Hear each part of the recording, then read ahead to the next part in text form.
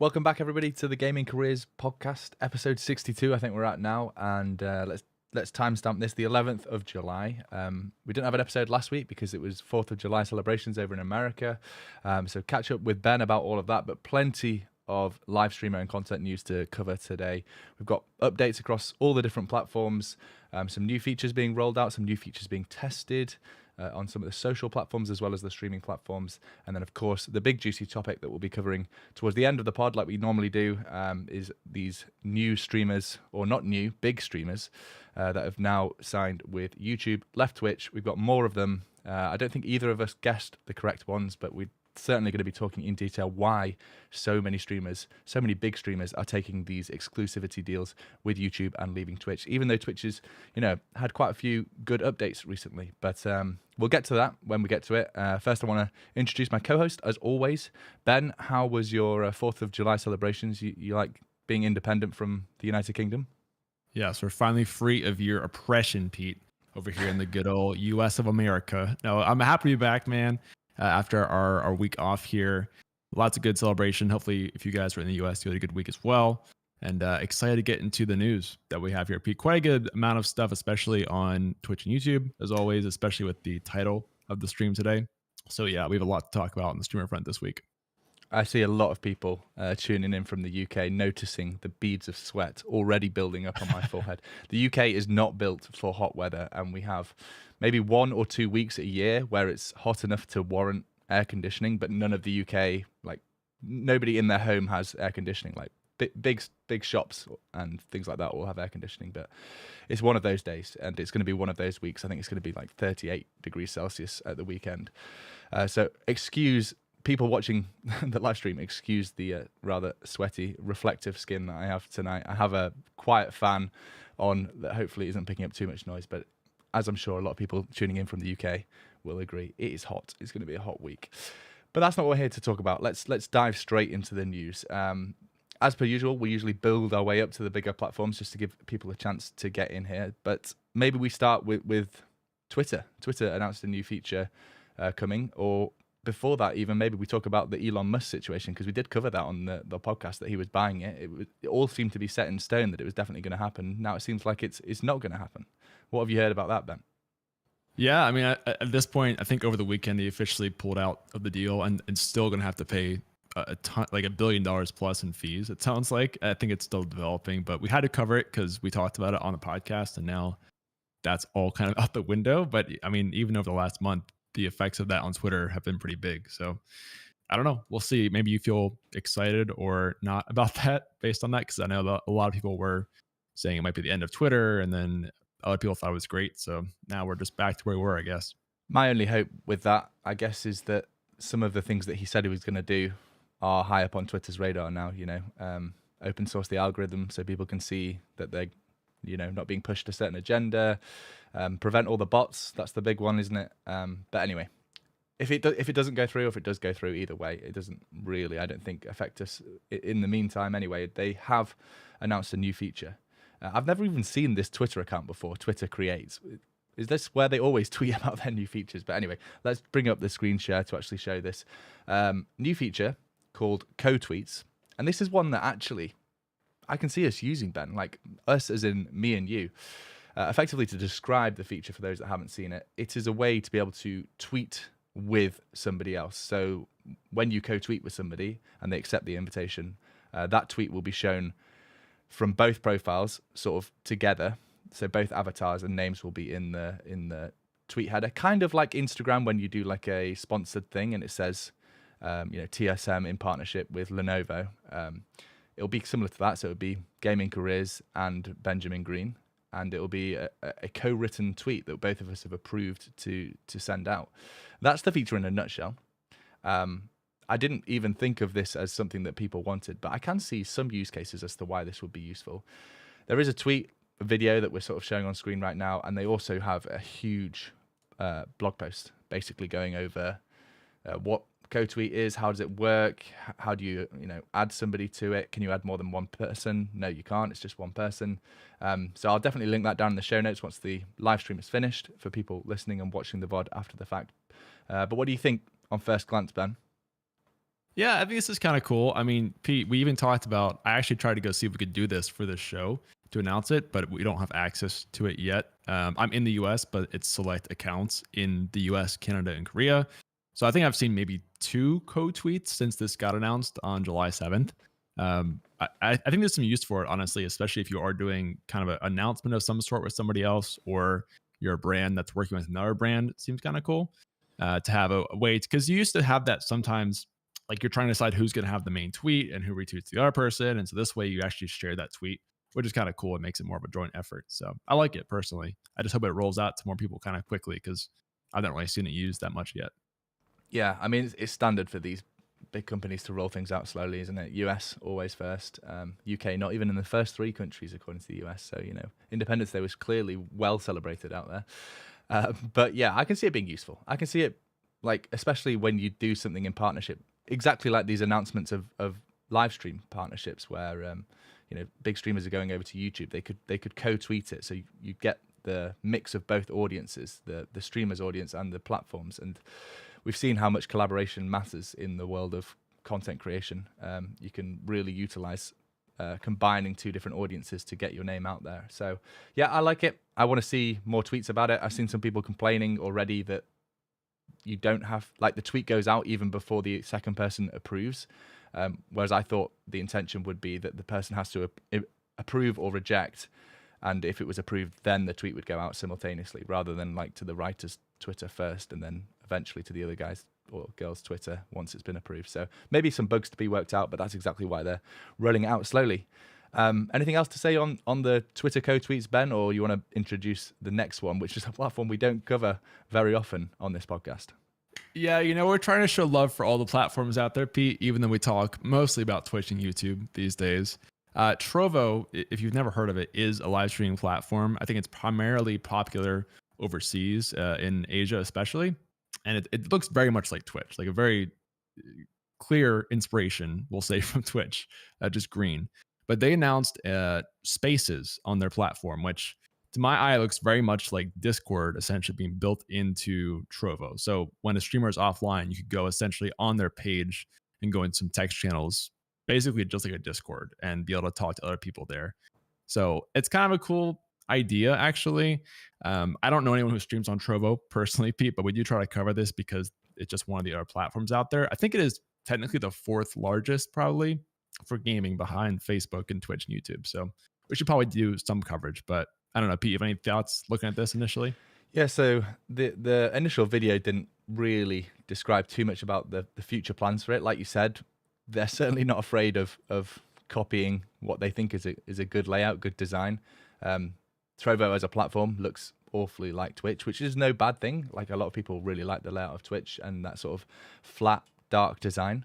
But yeah, this Discord integration, I actually thought on first viewing that it was a direct integration that they built with Discord, but no, they've just basically copied what Discord looks like, and then they're building that into their Trovo Spaces. That in the blog post, they expand a bit more on about it and say that there's going to be way more coming in the future, and it's going to be a place for, you know, videos on demand to live as well. So they want to maybe sort of build a bit more YouTube functionality into it, so it's not just a live platform. I mean, I think it's quite exciting. Like you said, we don't cover it very often, but here's a good screenshot, actually. I should have pulled this one up. You can see how similar that is to Discord. It just looks like it's direct Discord integration. They've got the same thread icon and everything for each channel. I mean, yeah, it's pretty clear. Even the header, where you like put the header image, it just looks directly the same. So, I mean, hats off to them. They're certainly not being subtle about it. But I can see it being used. You know, I don't personally know many streamers that are streaming on Trovo, but I know a lot of the big esport events are sort of streamed to Twitch, Trovo, and YouTube simultaneously. So maybe if it starts to pick up more of a user base, like you said, in the English-speaking countries, we'll see it more. But it's certainly being used in different parts of the world, and additional features like these are always going to make it more popular. I wonder if Twitch has thought about this, or if they've seen it now, thinking about building their own Discord competitor. But yeah, I think it's interesting. I'd have to see how it gets used, but certainly a lot of streamers use a Discord to, you know, announce things and let their subscribers and general followers hang out. So it kind of makes sense to build it into the platform if you have the capability to do that. And they're clearly just trying to find ways to differentiate themselves from Twitch. So maybe Trovo is going to become the all-in-one. It's going to be Discord, Twitch, YouTube, and Twitter, and Instagram, and OnlyFans, all built into one platform. Who knows? Maybe. But we wanted to cover it because we want to cover all the different platforms. And, you know, I always like see a random comment on this podcast of somebody being like, thank God you covered Facebook gaming updates, which transitions us nicely into the next update. Let's go straight into the Facebook monthly product update. We cover this every month, and it's really great that they do it because it's a nice, easy way for us to be able to see what they're working on. And it seems like the main things are a new user experience or user interface update, Ben. Yeah, I think so. They have kind of two features on here. If you look at the two sections on the blog post, one is things that they've actually released, and the second is things that we're working on, which is kind of cool. I want to say we don't really get that as much from Twitch or YouTube, just things that they want to develop in a blog post like this. So kind of cool. In terms of actual things they've made, they're removing premieres from the platform. I think much like Twitch and YouTube, you know, Twitch removed reruns recently, which has a kind of similar feel to it. And YouTube has premieres, but I don't know how popular those really are on YouTube relative to regular or live content. So it seems like there's a trend in not liking premieres for most of the platforms. And then they're also rolling out the new page experience, which I think we touched on a while back, Pete, which is sort of like the all-in-one profile for your stream, maybe kind of similar to Spaces almost on Trovo, where you can kind of see more info. So I guess they're focusing a lot on the account hub type of thing on Facebook, which is cool to see. But then to your point, they are working on, I think of what they mentioned, the big one is trying to have more distinction between VODs and videos versus live streams, which reminds me a lot of YouTube, right? We talked about how they're adding new ways to see live count on the platform with the different tags and different circles on mobile. So I think they kind of see the same thing on Facebook, where they're trying to help live streams stand out a little bit more. So I think that's really cool if you're on Facebook and you do live stream a lot to get more discovery out there. It's a shame that they haven't included any screenshots here. Maybe it's too early on in the feature development, but I would like to see what these new layouts would look like, and then we could maybe offer our own feedback on what we think of it. But yeah, it seems like all platforms are pushing ahead. I like seeing every platform, even the smaller ones, pushing ahead with new features because they're clearly seeing the return on investment with developing these features. So good to hear that Facebook is adding good features and depreciating ones that nobody was using. The last thing to cover just quickly was the Android clip trimming. So I think previously it was released on desktop and iOS, and now it's also available on Android. So you can now trim your clips and then turn them into Reels, which is what Facebook and Instagram call their vertical video format. Onto Twitch, I guess. Normally we would probably cover YouTube before Twitch, but the big news is YouTube related this week. Twitch has had quite a few little updates. The first one being an increase in the number of tags. So they do this show every week called Patch Notes. I can let these things play whilst muted, where they kind of cover what they've been working on.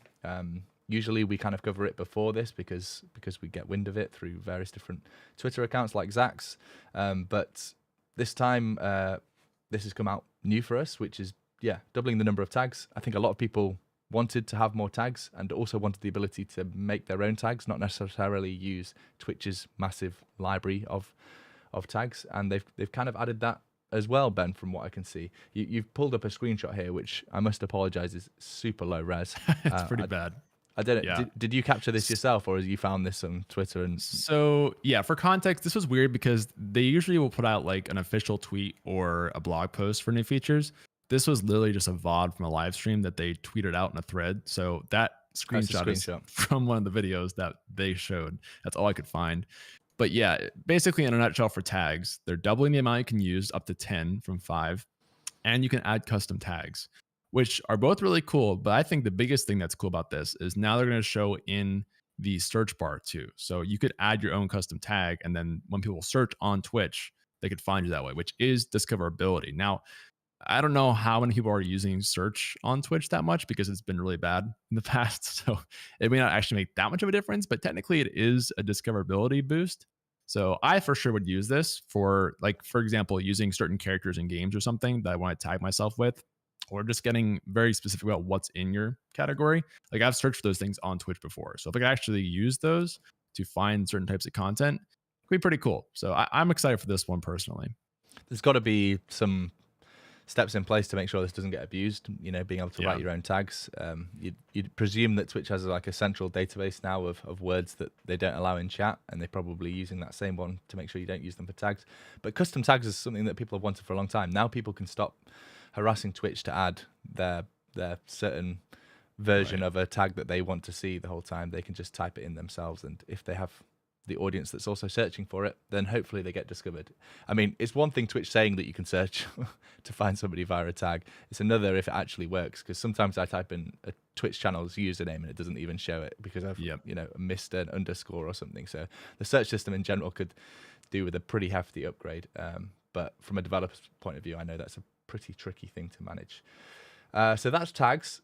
They also have announced a new feature, which is slowly rolling out, called Guest Star Experience. I think it's just maybe called Twitch Guest Star, but they sort of tweeted to show a short video of what that looks like, which I can play. And do you want to describe exactly what this is, Ben, whilst the video is playing? Yeah, so this is a pretty big feature that they're focusing on, and I'm surprised there wasn't a blog post on it. But the idea is you'll be able to bring in viewers and other creators onto your stream. So it's sort of like a tool you can use on mobile or desktop. If you are watching a stream, you'll be able to pipe yourself into that stream, and the streamer can add you via OBS or Twitch Studio. This has kind of been possible before, but it's always through external solutions. Even for like this podcast, but I think like this might be a cool idea, right? This type of thing, where it's actually built into the platform. And so I think there's probably a lot of inspiration taken from TikTok and Instagram and YouTube that even have features like this already, where they're really going to focus on collaboration. So it makes a lot of sense they're doing this. It is interesting that it works both on mobile and desktop, and it supports, I think, up to 4. A lot of people actually. If you look in the thread, there's a lot of details, but it's really interesting, and they put a lot of focus into talking about this. So I think it's a pretty big focus for them.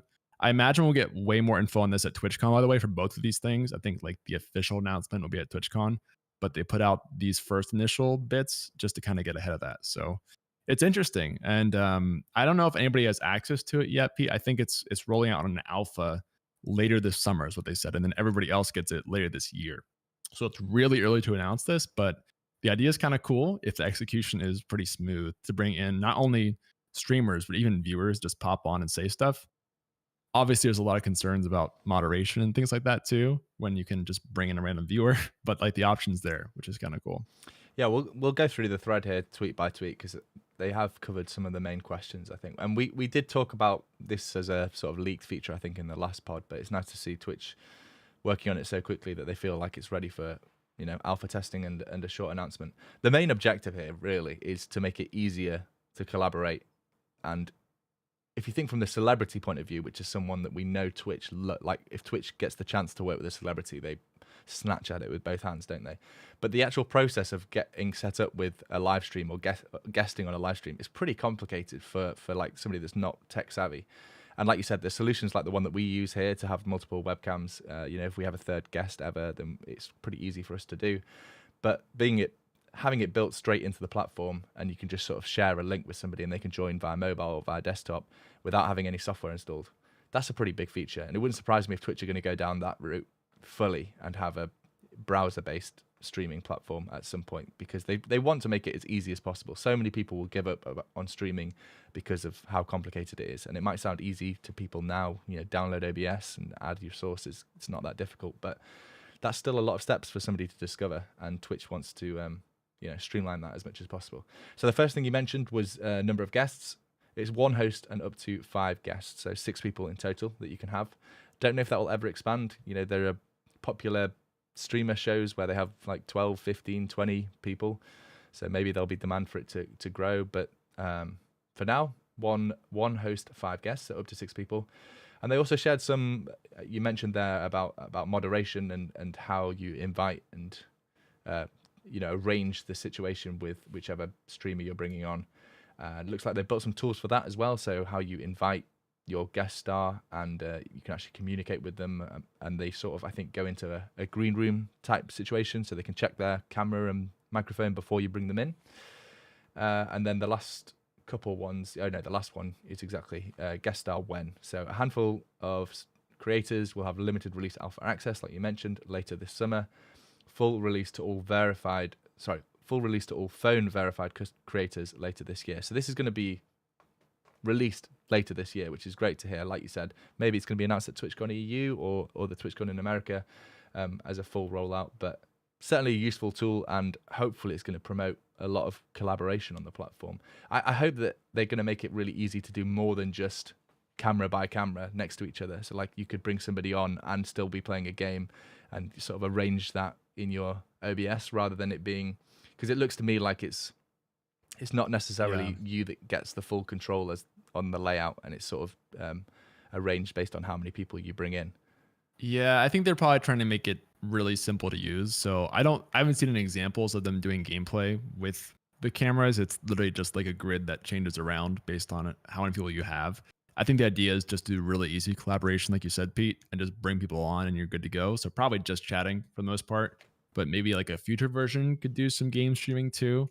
I gotta imagine they're just trying to appeal to the simple talk show type thing though, because that's exactly what you have on YouTube and Instagram and TikTok, right? It's just discussion. The game part isn't really a consideration there. So that's my thought, but I guess we'll see when it launches. Yeah, we've got a couple of good comments from chat that I'll bring out. OMG Dean says feels a lot like TikTok live kind of deal. And yeah, I don't use a lot of TikTok myself, but Instagram Live, very, very similar. All of those platforms seem to have made it really, really easy to go live and bring collaboration via, adding another username into the platform. We also have Venomous Ninetail saying, not needing to launch OBS to guest star until you start your own stream is actually hella convenient. And I think that basically sums it up, isn't it? They're trying to make it as convenient as possible for you to collaborate with other streamers. And it'll be interesting to see actually how they show which streamer is on, and if they make it really easy for you for viewers to follow, the streamers that you have on. You would think that would be something that Twitch would work on, so that it can help, aid that collaboration by making it easy to follow all the people that are appearing on this person's stream at the same time. Yeah, I'm personally really interested to see the viewer side actually, because the streamers can find a way to do this currently, but I think for viewers, it's pretty difficult to be able to jump in quickly and do something like this for like a call-in show, or I can just imagine a lot of streamers just bringing in random viewers for this kind of thing. And again, there may be some moderation concerns, but the content would probably be pretty funny if someone who's been just watching can just hop on their phone in the Twitch app and jump in the stream. I mean, that's super convenient. So I think people will definitely test it out when it comes out. I did hear them say something about, on the moderation side, if someone who comes on your stream says something or does something against TOS, that they're supposedly not going to hold you accountable as long as you stop that viewer on the stream at that point. So again, I see like a whole can of worms of things that could go wrong here, but as long as Twitch is accounting for that and like has ways to stop it if something happens, then hopefully it works out. But I don't know. We'll see. I can already see streamers setting up, systems to abuse that. You come on my live stream and you do that, and it'll be really funny. I'll cut you off and get you off, but it'll be really great for my stream, so I won't get in trouble. Who knows? That they're going to have to, make new rules on how they moderate and who they ban and how they deal with all of that. Because if there's a way to abuse it, people will find a way to abuse it, and that's part of the fun of building features for many, many users, which Twitch has to deal with. Right, I think we've covered all the platform updates. Ben, it's time to cover the big YouTubers. I say big YouTubers. They were big Twitch streamers until the last couple of days, or in one case, the last couple of hours. Now signing for YouTube. So they've left Twitch and they're exclusively signed to YouTube. Similar to how we've seen, who have we seen now? Ray, Tim the Tapman, Dr. Lupo, Ludwig. Who are the more recent ones? Disguised Toast? Disguised Toast. He's on Twitch. I'm losing track because they always do the thing where they trick you, right? They go to Twitch, then YouTube. Yeah, there's been so many who have jumped over. But yeah, we know there's more coming too, not even including these from today. People are still saying more are coming, which is crazy. Well, the two that we're going to talk about in this podcast, who are both, I could look up the stats right now on Silly Name, but I'm pretty sure they're both top 250 streamers, even if they were more relevant previously, they're still definitely holding a big audience. That is Lily Pichu first and Myth Today second. They both did the classic, YouTube gives them a bit of budget to make a little video to put on their Twitter and their YouTube to talk about joining the new platform. These, I quite like Myth's one, if I'm being honest, but Lily's one, it just feels a bit stale, this whole, like, which door are you going through, or which button are you going to press? Is it purple or is it red? Like, which car are you going to get in? Like, how many times can they do the color thing? Like, it feels like maybe they need new script writers, but certainly gets a lot of engagement, and it's interesting to talk about. So yeah, that was Lily's, or part of Lily's video. Myth also, if I can play it without the music. He talks a bit more about like his life choices to becoming a streamer and how he's always backed his own decisions to stop streaming Fortnite and all these kind of things, and then to join YouTube. But the real discussion point here, Ben, like the title and the thumbnail of this video suggest, is why are so many big streamers leaving Twitch for YouTube? It's we've talked in previous deals about how it can be because these people have families and they want to spend more time creating content, less time having to be live on Twitch. Is that still the case? Do you still think that's the big reason? Is it big dollar signs? Is it because they see YouTube as the winning platform over the next 20 years? I'm keen to hear your thoughts. All about the bag, Pete. You got to get that money at the end of the day. That's what. No, I mean that's definitely part of it, right? If you have, I don't know. We don't know the exact reasoning behind every streamer, right? Some streamers have talked a lot about it. Like I think Ludwig did a couple videos about his whole thought process of going through it, which is pretty interesting. But I'm sure it's different for every creator. Some trends, I think, to your point, are it seems like streaming on YouTube is a much lower commitment in terms of hours for what you have to do for your contract. So that's definitely a big piece. If you have a family or want to be doing things besides streaming, then obviously less enforced hours to stream is a benefit there. It sounds like the money is pretty competitive. I mean, based on what Ludwig said, I think it was not that big of a difference, right? To the point where it was that obvious to go to YouTube or something. So I think it probably comes down to more beyond just the money and really is like the lifestyle. I don't know that anyone's switching over because YouTube's a better streamer experience in terms of the platform. I don't think I've seen anyone really say they love the YouTube UI better than Twitch and that whole experience. But I know some people do believe in the platform in general and think maybe long term it's going to win out. So I don't know. If I had to put one thing, I'd say it's probably the contract, and just now it's becoming more easier to move because there's more people on YouTube, right? So with every new person that moves over, it's not as risky. You have a network on there. So yeah, I think it's just those two things put together. But I don't know, Pete, what's your take? I mean, I agree a lot with what you've covered. My main question is, it was risky for the first few streamers, but now it feels like there's so many people on that platform, so many big streamers now on YouTube, that it's almost getting to the point now where new streamers might think, well, there's so many big streamers on YouTube now, maybe I should just start on YouTube. Whereas I don't think that was necessarily the case when the first few started to move over. A lot of people still thought maybe it's towards their end of their streaming career and that's why they're moving over to secure some money or, spend more time with family and things like that. But Twitch was still the platform that most people wanted to create content on. I honestly do feel like it's right in the balance now with so many big streamers moving over to YouTube. And I still see the comments about maybe, it's because their viewership is declining. I don't necessarily believe any of that. Ludwig is a prime example of somebody who was still growing on Twitch. If you take out of context his subathon, which obviously skews all the numbers, but he was definitely still like one of the biggest creators and becoming probably the biggest streamer on Twitch, decided to move to YouTube.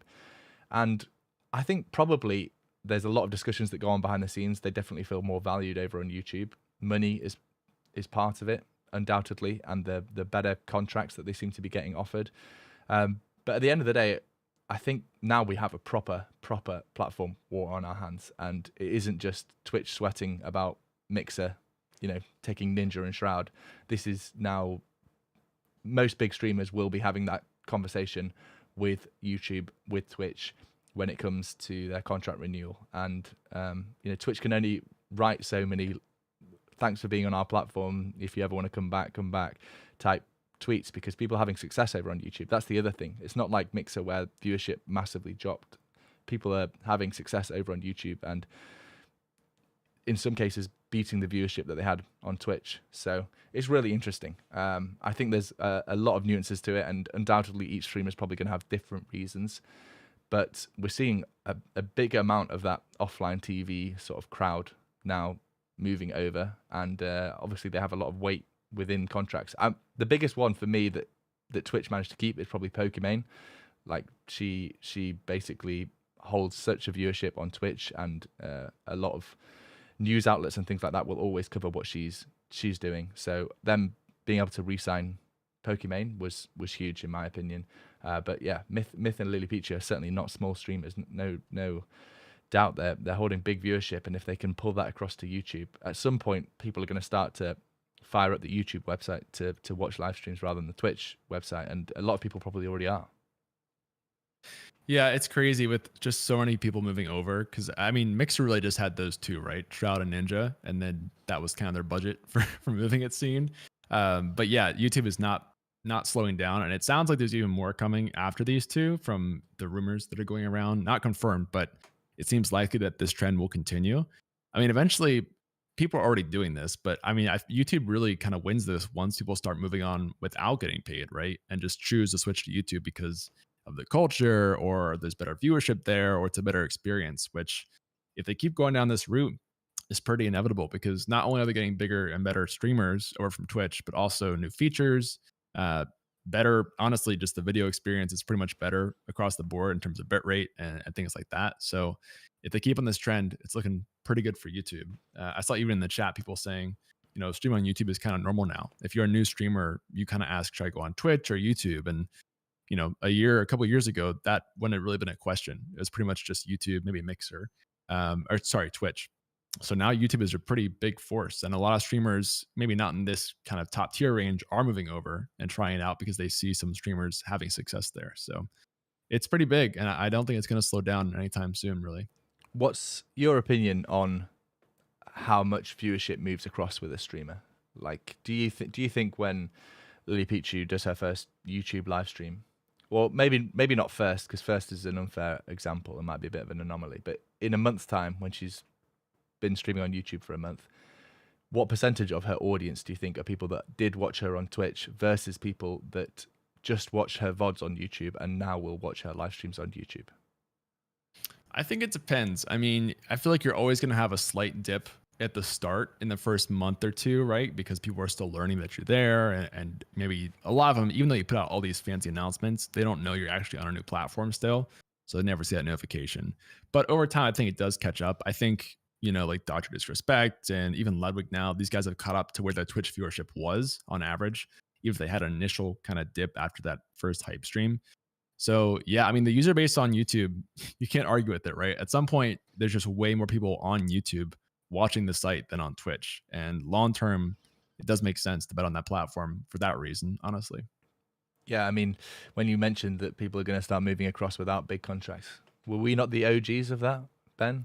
we didn't see big dollar signs. We just moved across because we wanted to, utilize the Gaming Careers channel had built up some subscriber base.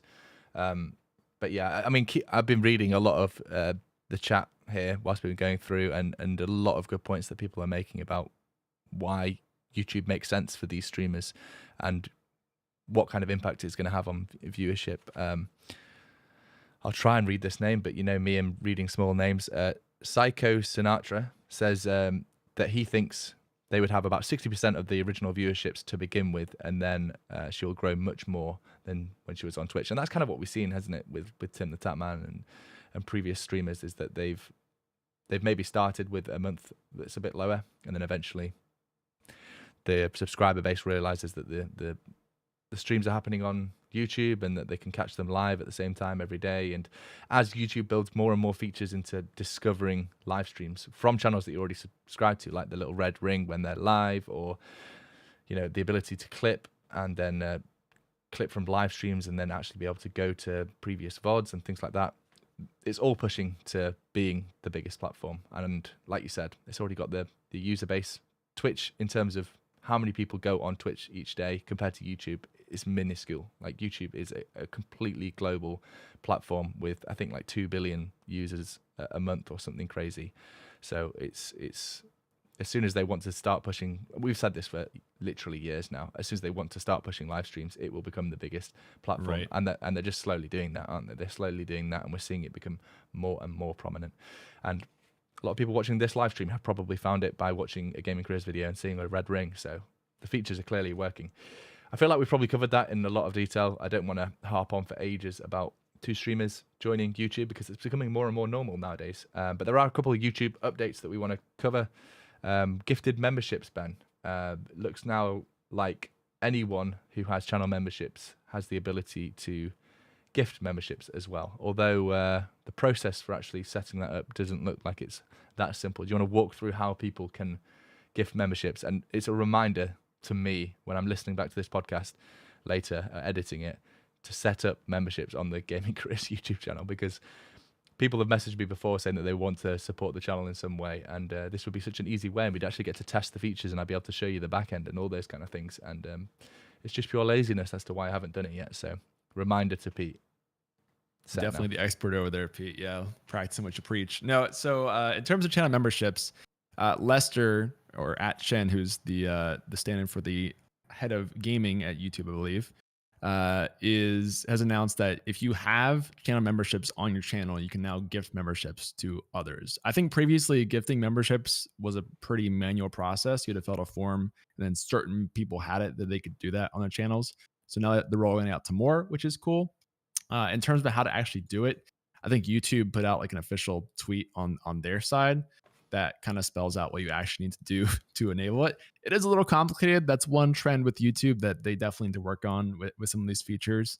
To do it, you have to turn on your channel memberships first for your channel if you have that enabled.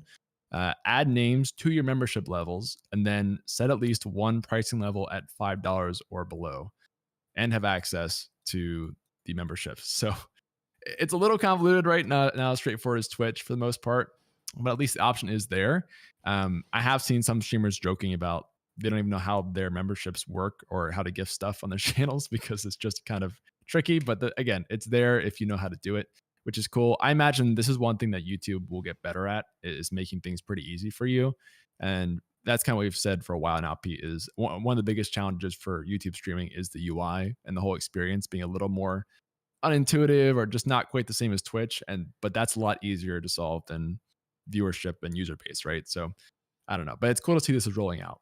Yeah, and part of that is because YouTube started as a VOD platform, and they don't want to completely reinvent what a live stream looks like on their platform, because they want to eventually merge these into just watching content on YouTube. They don't want it to feel like a completely different experience where it loads, a dark UI and it looks exactly like Twitch or like Trovo has done. They want it to feel like you're still on YouTube, but you're watching a live stream. So they are a bit careful with how they've done it. I know people have been frustrated about the chat experience and various other different things, but they're moving in the right direction. I don't think anyone can deny that YouTube are releasing features for streamers. Pretty much every single podcast we're covering something, aren't we, Ben? So they're definitely doing it. Let me just clear my voice. You cover. No, you're right. I think between this and the streamer signings, right, like they're in the right direction. They're clearly putting their foot on the gas a little bit. It's nice that we have some Twitch updates this week, honestly, because I feel like a lot of time when we talk about Twitch, it's due to something going wrong or some issue. So it's nice they're working on new features on Twitch's side, but really the whole the guest star thing on Twitch, YouTube kind of already has that, right? We talked about that. So these platforms are kind of catching up with each other on a lot of features, and I don't see it going away as long as a good feature exists that one platform can steal from another. Maybe it's because we didn't do the podcast, but I feel like the past year they really have been pushing new features, like both Twitch and YouTube and Facebook to some extent as well. Like I don't really ever remember it being like such a constant rollout. I think we mentioned previously, usually they wait to TwitchCon and they do like 10. I've done, when I went to the US TwitchCon 2 years in a row, I made videos about the 10 new features that they'd announced basically. But now it seems like there's much more appetite for people just wanting to know every week what's being worked on, and that's why they have that patch notes live stream. Yeah. That'll probably do it for. Oh, go on, Ben. Yeah, I was going to say, I think it's YouTube's fault, right? With YouTube doing so much lately, with every couple of new weeks, there's a new feature coming to YouTube and new members, and there's so much pressure. So Twitch kind of can't sit around anymore. If they keep doing that, then eventually YouTube's going to catch up. So they're going to have to keep pushing like that, I think, which is good for all of us streamers, right? More features for both platforms at the end of the day. Precisely. It's good for us, the audience, and for the streamers, I think. Last thing to cover just on today's podcast, just like we normally do, new gaming careers video for anyone that hasn't watched it yet. You need to update your Stream Decks because there is a whole lot of new features in the latest Stream Deck update, directly integrated with OBS. I should make the point. There are some new features on the rest of the Stream Deck software, but the video that I made basically just covers, I think it's 10 new integrations, 9 or 10 new integrations that you now have with OBS through your Stream Deck, and it's well worth updating. The video is pretty short. It's only 4 minutes, 4:21. I was so close to the elusive 4:20 timeline there. But it just covers basically what all the new features are that you can control in OBS Studio from the Stream Deck due to the update. So give it a watch if you haven't already, and definitely update your Stream Decks if you own one, or if you use Stream Deck Mobile or something like that. You still have all of these controls. And now finally we have way more control as to the things that we can do in OBS through our Stream Deck. Ben, have you updated your Stream Deck, used it for your streams? I have, yeah. For some reason, my Stream Deck, I have to click it 3 times for everything, so that's a whole nother issue. But wow, the video was really cool. I think especially the one where you can change your transition, that's huge because I got to get up to the Dr. Disrespect levels of 17 transitions during my stream and have all the different CGI. So now I have no excuse with this update, right? That's interesting that you think that's the most useful. I would have put that down at the bottom. I don't know. It's tough to change it on the fly. That's how I feel. For me, the filter one, I think that's going to be the biggest one. Like, people are going to do some really cool things with being able to enable and disable filters, both audio filters and visual filters. When you can change the colors of your camera, and if you add that into a multi-action where it's putting 5 different filters on, you can make some cool dance rave type things that I'm sure will get old pretty quick. But I'm still excited to see what people end up doing. And I thought they could, like, being able to turn on and off audio filters and be able to basically do a test recording with 5 different compressors, seeing how you sound by enabling and disabling each one, and then listening back to that recording and being like, oh, I like the 3rd compressor the best. It's always been quite hard to test how you sound in OBS if you're using their audio filters. So that's a cool little integration where you can now hop swap different filters. I'll leave that link down in the bottom, but obviously you can find that on the Gaming Careers YouTube channel as well. And I think that probably does it for this week, Ben. A nice little show. I think lots to talk about, which has always been handy. The Myth tweet came out maybe 2 hours before the podcast. It wasn't going to be our big topic, but then once we had both Lily Pichu and Myth to talk about, I feel like it found its way to the top. And thankfully I hadn't started making the thumbnail, so it wasn't like I scrapped 2 hours of work just to play something else. But thanks everybody for watching, joining in the chat. We've had loads of people in chat. It's always so nice for it to be super active. I do wish that we could get to it more. Maybe we need a 3rd helper on this podcast, just pulling out good questions from chat so that we can use our overlay more. But it's always really nice to see people answering questions in the YouTube live stream chat. And to all the people that listen through traditional podcast means, give us a rating on Spotify, on Apple Podcasts. It helps more than you know, and only takes you guys a couple of clicks to do it. And anyone watching the YouTube VOD after the fact, give it a thumbs up, because we deserve it for putting this show together. And it's one button click, and it's completely free to do so. Ben, I'm rambling. End the show for me, and we'll catch you guys next week. Yeah, I just want to say, because I know some people were asking about the live streams for these. If you are an audio listener, we do them on Mondays at 4 p.m. Eastern, 9 p.m. your time, UK time for Pete's side of the world. So if you want to come out, you definitely can on Mondays. I think we'll probably be here next week, Monday, Pete, if all goes well. Yeah, next week should be fine. I might have melted into liquid by that point based on the temperature readings for the week ahead in the UK. But yeah, next week we'll be back live, and also on the Gaming Careers website, if you go to gamingcareers.com/podcast, there's always a countdown to the next live podcast. And I always try and remember to update that if we need to cancel a show or something like that. So you can always see exactly when it's going to be in your time zone if you don't live in the UK or on the east side of America. But yeah, we'll catch you guys in the next podcast. Thanks so much for watching and listening. Peace. See ya.